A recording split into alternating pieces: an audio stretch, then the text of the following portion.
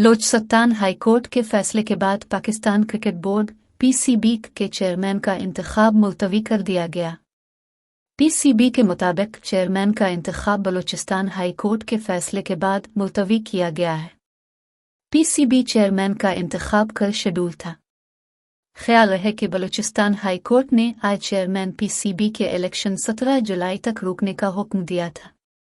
High court ने वज़ीर-ए-आज़म, वज़ारत IPC, Zaka Ashraf समेत फरीक़ैन को नोटिस जारी किए। पीपल्स पार्टी ने चंद रोज़ पहले ज़का अशरफ को चेयरमैन पीसीबी बनाने का मुतालबा किया था, जिसके बाद वज़ीर-ए-आज़म शहबाज शरीफ ने पाकिस्तान क्रिकेट बोर्ड (पीसीबी) के चेयरमैन की तैनाती के लिए बोर्ड ऑफ गवर्नर्स के लिए ज़का अशरफ और मुस्तफ़ा रमदे के नामों की मंजूरी दे दी। इम्कान जाहिर किया जा रहा है कि साबिक़ चेयरमैन ज़का अशरफ एक बार फिर चेयरमैन पीसीबी का ओहदा संभालेंगे।